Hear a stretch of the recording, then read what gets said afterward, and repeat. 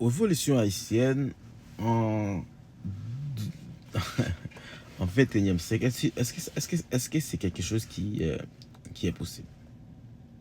Donc, si moi, j'essaie de poser cette question, est-ce que c'est possible, vraiment?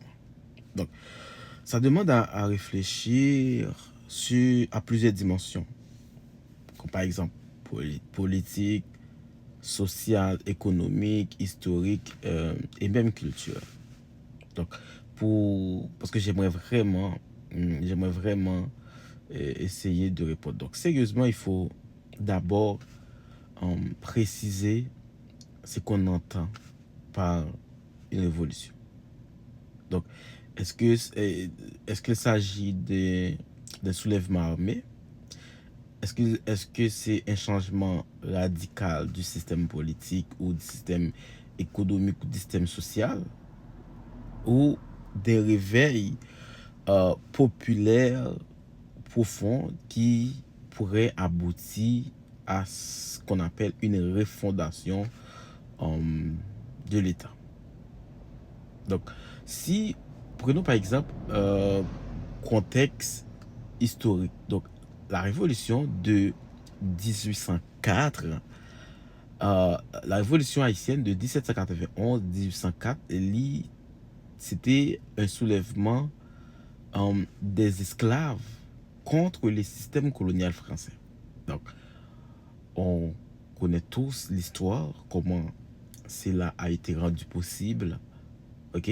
Comment l'armée haïtienne à l'époque a battu l'armée Napoléon Bonaparte. Donc, c'est ça, c'est à cause de cette bataille qu'on a gagné cette indépendance, malgré que la France, pour reconnaître cette indépendance, il nous a fait payer qui actuellement des milliards, ça vaut actuellement des milliards de francs. Ok? Donc, l'acte fondateur de la première République noire libre, c'est un événement mondial sans précédent dans l'histoire moderne. Donc, ça a été produit dans un contexte de colonisation, d'esclavage, rempli de répression extrême, et il y avait un vide de pouvoir causé par cette révolution française. Donc, si aujourd'hui, est-ce qu'on peut dire, est-ce que c'est possible de la foi ou non? Ok. Sur le plan social et politique, on sait que depuis la mort de l'ancien président Jovenel Moïse, Haïti vit une crise institutionnelle chronique, pas de président élu. Donc, les institutions de ce pays sont tous paralysées. Donc, absence de sécurité, absence de professionnalisme, ou du moins absence de leadership. Donc, les inégalités sociales sont beaucoup plus qu'auparavant, sont énormes. Et les pouvoirs est en grande partie capturés par des élites économiques et politiques. Souvent, c'est des gens très corrompus.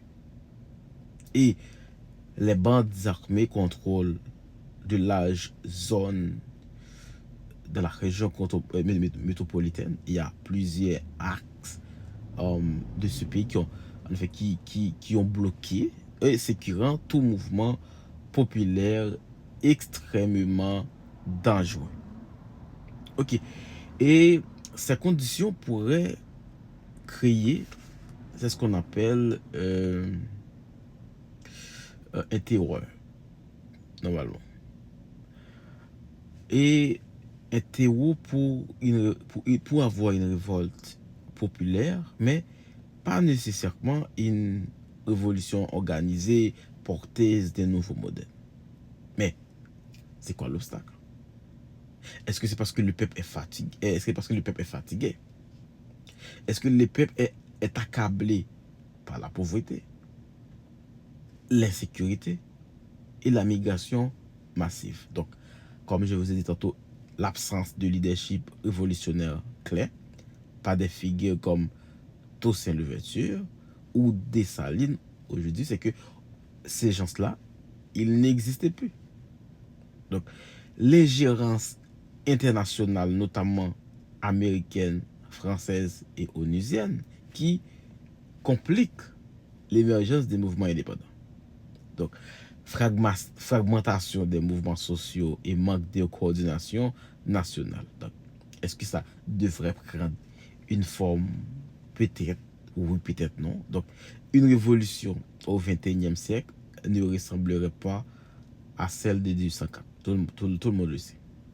Peut-être, elle pourra, peut-être, en numérique ou intellectuel, émancipation par l'éducation, la culture, les idées, et citoyenne décentralisée, mouvement de jeunes intellectuels, des paysans refusant l'ancien système, populaire mais pacifique visant à refonder la nation par une nouvelle constitution, une démocratie participative et une justice sociale réelle. Donc, oui, il est possible d'avoir une révolution haïtienne possible au XXIe siècle, mais ça devrait probablement prendre une autre forme. Et donc ça, c'est qu'elle ne sera pas seulement une sorte d'insurrection armée. Donc, ça veut dire qu'elle doit être différente de celle du 804. Elle ne sera pas une insurrection armée, mais peut-être aussi une révolution des consciences, des structures politiques et de la justice sociale. Donc, ça pourrait vraiment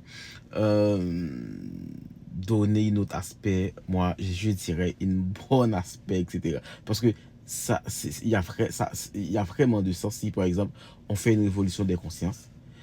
Ça va nous aider à structurer un peu plus politiquement le pays, et la question de justice sociale, ça pourrait nous aider.